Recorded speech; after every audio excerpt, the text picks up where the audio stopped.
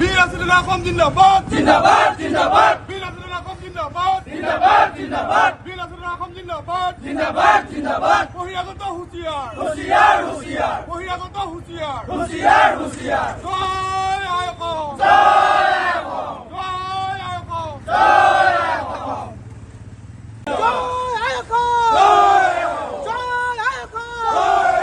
আজি আমাৰ সংগ্ৰামী সৈনিকসকল ইয়াতে গোট খাইছে। এখন খিলঞ্জীয়াৰ অস্তিত্ব ৰক্ষাৰ এখন যুঁজ, হিন্দু মুছলমানৰ ঊৰ্ধত গৈ এখন যুঁজ, এখন যুঁজ বহিৰাগতৰ বিৰুদ্ধে, এখন যুঁজ বাংলাদেশী মূলৰ মানুহৰ বিৰুদ্ধে। এই যুঁজখনক কোনোবাই হিন্দু মুছলমানৰ ৰূপ দিবলৈ চেষ্টা কৰিছে।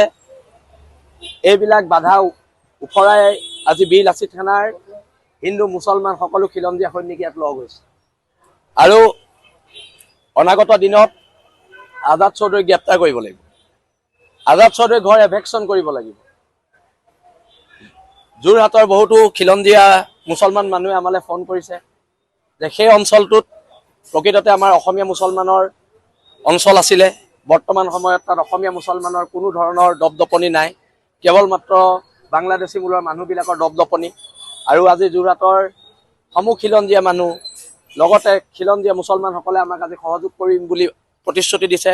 সকলো ওলাই আহিব আৰু আমাৰ এই যাত্ৰাত এতিয়া সহযোগী হ'বলৈ দুলীয়াজানৰ পৰা ডিব্ৰুগড় জিলাৰ সৈনিক আহি আছে, লখিমপুৰৰ সৈনিক আহি আছে আৰু আমি সকলো একলগ হৈ আমি ইয়াৰ পৰা ওলাই যাম।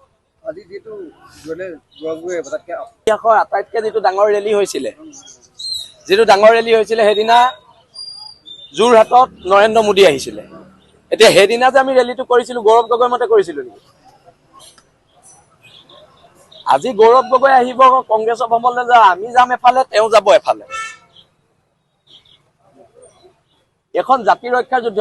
কোনোবা গৌৰৱ গগৈ আহিছে, নৰেন্দ্ৰ মোদী আহিছে, হিমন্ত বিশ্ব শৰ্মা আহিছে, বীৰ লাচিত থানাৰ লগত আমাৰ কথা নাই নহয়।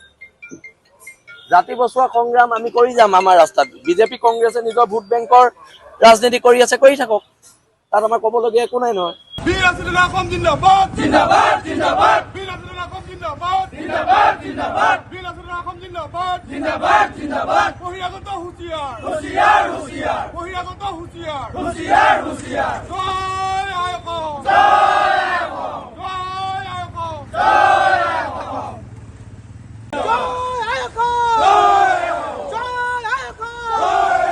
আজি আমাৰ সংগ্ৰামী সৈনিকসকল ইয়াতে গোট খাইছে। এখন খিলঞ্জীয়াৰ অস্তিত্ব ৰক্ষাৰ এখন যুঁজ, হিন্দু মুছলমানৰ ঊৰ্ধত গৈ এখন যুঁজ, এখন যুঁজ বহিৰাগতৰ বিৰুদ্ধে, এখন যুঁজ বাংলাদেশী মূলৰ মানুহৰ বিৰুদ্ধে। এই যুঁজখনক কোনোবাই হিন্দু মুছলমানৰ ৰূপ দিবলৈ চেষ্টা কৰিছে। এইবিলাক বাধা উফৰাই আজি বীৰ লাচিত থানাৰ হিন্দু মুছলমান সকলো খিলঞ্জীয়া সৈনিক ইয়াত লগ হৈছে আৰু অনাগত দিনত আজাদ চৌধুৰীক গ্ৰেপ্তাৰ কৰিব লাগিব। আজাদ চৌধুৰীৰ ঘৰ এভেকশ্যন কৰিব লাগিব। যোৰহাটৰ বহুতো খিলঞ্জীয়া মুছলমান মানুহে আমালৈ ফোন কৰিছে যে সেই অঞ্চলটোত প্ৰকৃততে আমাৰ অসমীয়া মুছলমানৰ অঞ্চল আছিলে। বৰ্তমান সময়ত তাত অসমীয়া মুছলমানৰ কোনো ধৰণৰ দপদপনি নাই, কেৱল মাত্ৰ বাংলাদেশী মূলৰ মানুহবিলাকৰ দপদপনি। আৰু আজি যোৰহাটৰ সমূহ খিলঞ্জীয়া মানুহ লগতে খিলঞ্জীয়া মুছলমানসকলে আমাক আজি সহযোগ কৰিম বুলি প্ৰতিশ্ৰুতি দিছে। সকলো ওলাই আহিব আৰু আমাৰ এই যাত্ৰাত এতিয়া সহযোগী হ'বলৈ দুলীয়াজানৰ পৰা ডিব্ৰুগড় জিলাৰ সৈনিক আহি আছে, লখিমপুৰৰ সৈনিক আহি আছে আৰু আমি সকলো একলগ হৈ আমি ইয়াৰ পৰা ওলাই যাম। আজি যিটো ইতিহাসৰ আটাইতকৈ যিটো ডাঙৰ ৰেলী হৈছিলে, সেইদিনা যোৰহাটত নৰেন্দ্ৰ মোদী আহিছিলে।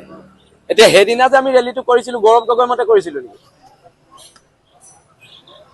আজি গৌৰৱ গগৈ আহিব কংগ্ৰেছৰ ভ্ৰমণলৈ যা, আমি যাম এফালে, তেওঁ যাব এফালে। এখন জাতি ৰক্ষাৰ যুদ্ধ। কোনোবা গৌৰৱ গগৈ আহিছে, নৰেন্দ্ৰ মোদী আহিছে, হিমন্ত বিশ্ব শৰ্মা আহিছে, বীৰ লাচিত থানাৰ লগত আমাৰ কথা নাই নহয়। জাতি বচোৱা সংগ্ৰাম আমি কৰি যাম আমাৰ ৰাস্তাত। বিজেপি কংগ্ৰেছে নিজৰ ভোট বেংকৰ ৰাজনীতি কৰি আছে, কৰি থাকক, তাত আমাৰ ক'বলগীয়া একো নাই নহয়।